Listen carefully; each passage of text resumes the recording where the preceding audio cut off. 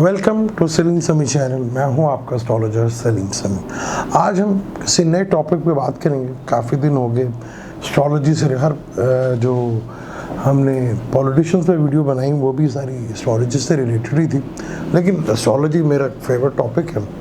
आज हम उसी के ऊपर बात करेंगे कि 24 जनवरी 2020 के बाद से दुनिया परेशान है, आवाम परेशान है।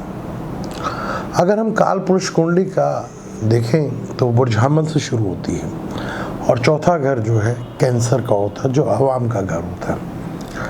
जब से सैटर्न उधर आया, बिल्कुल ऑपोजिट उसके कैप्रिकॉर्न में, जो कि कर्म कैरियर का घर है, जो हम अमल करते हैं, जो हम प्रैक्टिकल अमल करने की कोशिश, उसका घर होता है। उसकी सातवीं नज़र कैंसर पे पड़ी, जो आवाम का घर है, कंफर्ट का घर है। वहाँ देखें तो आवाम शदीद डिप्रेशन शिकार रही है। पूरी दुनिया की आवाम महंगाई के लिए पूरी दुनिया रोई, पूरी दुनिया में महंगाई हुई, टेंशन डिप्रेशन रही। अब उसकी तीसरी नज़र जो है वो तीसरे घर यानी कि जो फलक का 12वां घर है वहाँ पड़ी। लेकिन बेशतर मुल्कों में फॉरेन इनकम्स बढ़ी और कईयों की ख़त्म हुई। और 10वीं नज़र पड़ी बाज़ार के ऊपर। पाकिस्तान में और बेशतर दुनिया के बाज़ारों में रौनकें तो नहीं ख़त्म हुई, लेकिन आवाम एक रोना रोती रही कि महंगाई बहुत है। लेकिन उसके बावजूद दुनिया ज़्यादा परचेस चीज़ें करती रही। अगर महंगाई होती, जो देखने में वाकई महंगाई थी, फल आज से 5 साल पहले भी बहुत महंगे होते थे, आज भी वही रेट है। यानी कि जब से कैप्रिकॉर्न में आया सैटर्न, तो पूरी दुनिया में आवाम में परेशानी, डिप्रेशंस ये रही। और राहु टॉरस में बैठा हुआ, जो कि फूड्स का रिलेटेड है, तो वहाँ पे भी दुनिया को प्रॉब्लम्स देखने को मिली। अब क्या सैटर्न 29 अप्रैल 2022 को हाउस चेंज कर एक्वेरियस में आएगा। तो अगर देखें तो आवाम का घर जो है वो चौथा होता है, उससे 12वें में अगर देखें तो सैटर्न 8वें घर में बैठा था। परेशानी तो रही आवाम को खर्चों की वजह से, टेंशन की वजह से। क्या 29 अप्रैल 2022 को सैटर्न का बुर्ज एक्वेरियस में आना आवाम के लिए थोड़ा रिलीफ मिलेगा, और जुपिटर का भी अपने घर में आना आवाम के लिए थोड़ा सा रिलीफ मिलता हुआ नज़र आएगा। और बहुत सी चीज़ों में आप देखेंगे जो ये महंगाई वगैरह थी उसमें थोड़ी कमी वाक़या ज़रूर होगी। लेकिन साथ साथ ये भी हमें याद रखना चाहिए कि राहु और केतु भी हाउस चेंज कर रहे हैं, और वो काल पुरुष कुंडली जिसमें फलक का पहला घर बुर्ज हमल वहाँ पर आ रहे हैं। यानी राहु एरीज में होगा और केतु जो है लिब्रा में होगा। और लिब्रा का घर जो है वो बाज़ार से है, यानी कि बाज़ार में टेंशन डिप्रेशंस तो नज़र नहीं आएगी, और आवाम को क्या शायद थोड़ी सी रिलीफ मिल पाए। लेकिन एक्वेरियस में ये जुलाई तक रहेगा। ये 3 महीने बड़े आराम से पता चल जाएंगे कि आवाम को कितना रिलीफ मिलता हुआ नज़र आता है। अब वो यहाँ पर कभी कोरोना की वजह से, कभी किसी जंग की वजह से, और किसी हुक्मरानों की तब्दीली और गलत फैसलों की वजह से आवाम तकलीफ़ में तो काफ़ी रहेगी, क्योंकि राहु केतु भी इधर आ चुका है। अब यहाँ पर एक चीज़ बड़ी इम्पोर्टेंट हो जाएगी, क्योंकि जुपिटर का ताल्लुक, जिसका ताल्लुक जीव कारक यानी कि नफ्स से होता है। अब सैटर्न भी और केतु भी, सैटर्न भी जुपिटर भी राहु के अंडर ही रहेंगे अभी।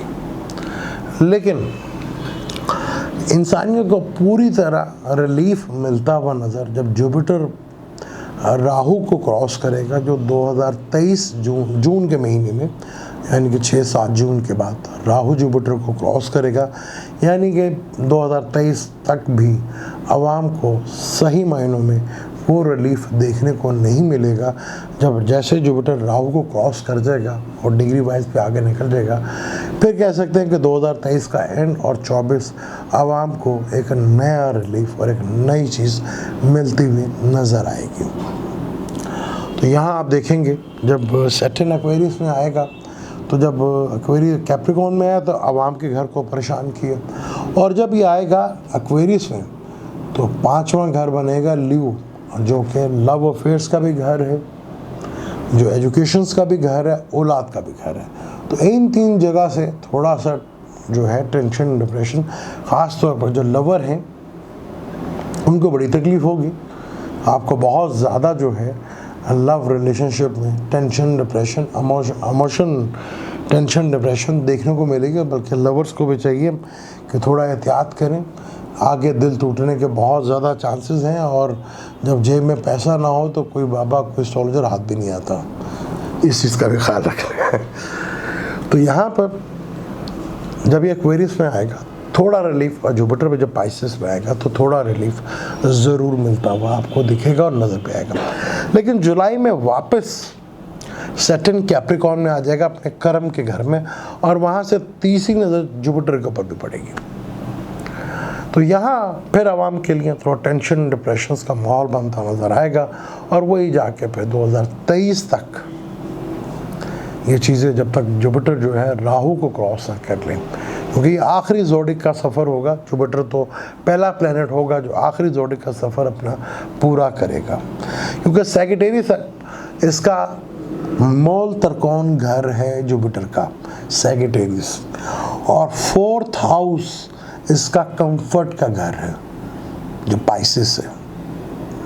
9th हाउस जिसको हम दीन भी कहते हैं, धर्म भी कहते हैं, और कल्चर भी कहते हैं, गुरु, टीचर्स भी कहते हैं, बॉसेस भी कहते हैं। तो 4th हाउस उसका बनता है, उसका सुख का घर बनता है, फादर का सुख का घर भी वही है। तो यहाँ आवाम को कुछ थोड़ा सा रिलीफ तो मिलता नज़र आएगा। लेकिन मुख्तलिफ ममालिक में राहु केतु के घर में, और राहु का जब शम्स के नक्षत्र पर रहेगा, और वो अभी भी शम्स के नक्षत्र पर है, लेकिन जब ये एरीज में आएगा तो वो जुलाई तक रहेगा। तो ये बहुत ही टेंशन, डिप्रेशंस का टाइम होगा। यहाँ मुख्तलिफ ममालिक में फिर इसी तरह की जंगी सूरत हाल जो है वो बनती हुई नज़र आएगी, और जो थोड़ा बड़े लेवल के ऊपर चली जाएगी, और ये पैनिक एक बड़े लेवल तक जा सकता है। लेकिन यहाँ सैटर्न जब वापस आएगा तो बहुत सी चीज़ों के कर्म के फल जो है वो भी देखने को मिलेंगे। और रिलीफ आवाम को जो है काफ़ी हद तक जो अभी टेंशन, डिप्रेशन 2020 से लेकर अब तक रही है, उसमें कमी, महंगाई को लेकर बहुत सी चीज़ों में थोड़ी सी कमी वाक़ई तो ज़रूर होगी, लेकिन शायद ही वक्ती हो। लेकिन जब जुपिटर निकलेगा तो फिर सही महीनों में राहु को क्रॉस करेगा तो कोई रिलीफ मिलता हुआ नज़र आएगा। और एक्वेरियस में जब आएगा तो सैटर्न तो वो देखेगा बुर्ज हमल को तीसरी नज़र से, जहाँ पर राहु बैठा होगा, यानी शरीर को भी तकलीफ़ काफ़ी हो सकती है। लेकिन जैसे जुपिटर राहु को क्रॉस कर जाएगा तो इंसानियत एक नई दुनिया, एक नया जीवन जो है वो मिलता हुआ नज़र आए, नई ज़िंदगी मिलती हुई नज़र आएगी। सैटर्न यानी कि ज़ोहल, जुपिटर यानी कि मुश्तरी, और राहु केतु का नाम राहु केतु कह लें, वैसे उर्दू में रास और जम भी कहते हैं। अब यहाँ पर बड़ा इम्पोर्टेंट हो जाएगा कि जब ये सैटर्न और तमाम प्लैनेट्स हाउस चेंज करेंगे तो यहाँ तमाम इंसानों की ज़िंदगी पे बहुत बड़ा असर इसका पड़ेगा। अब कैसा असर पड़ता है, बुरा असर पड़ता है, अच्छा असर पड़ता है, वो आपका अपना पर्सनल चार्ट ही बताएगा। लेकिन दुनिया में भी पैनिक का माहौल बना रहेगा, और ख़ास तौर पर मीडिया पर जब जैसे ही राहु वीनस के नक्षत्र पे आएगा तो मीडिया से रिलेटेड लोग, सोशल मीडिया से रिलेटेड लोग, उनके लिए एक टफ टाइम ज़रूर देखने को मिलेगा।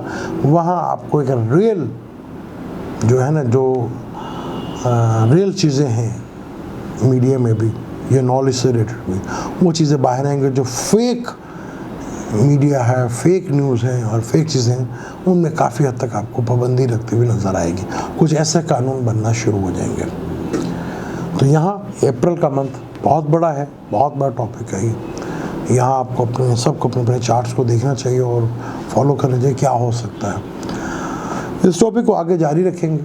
अभी गला भी थोड़ा सा ख़राब है, आई साइट की भी प्रॉब्लम है, तो इंशाअल्लाह ताला जैसे ठीक होते हैं फिर जल्दी आपसे रब्ता होता है। मुझे नहीं जाता। अल्लाह हाफिज़।